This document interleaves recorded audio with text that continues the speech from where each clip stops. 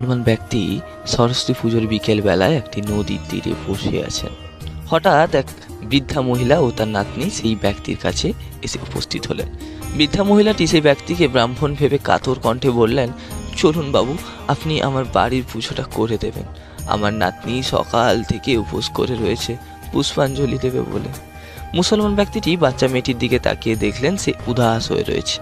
এই দেখে তিনি বৃদ্ধা মহিলার কথায় রাজি হয়ে তার বাড়ি গিয়ে সুন্দর সংস্কৃত উচ্চারণে পুজো শেষ করলেন। বৃদ্ধার বাড়ির লোকেরা মনে করলেন সত্যিই এক দারুণ ব্রাহ্মণের খোঁজ মিলেছে তাদের। বাড়ি ফিরে মুসলমান ব্যক্তিটি সব জানালেন তার স্ত্রীকে। স্ত্রী হতবাক হয়ে বলল, কি করেছো কি? মুসলমানের ছেলে হয়ে সরস্বতী পুজো করেছো?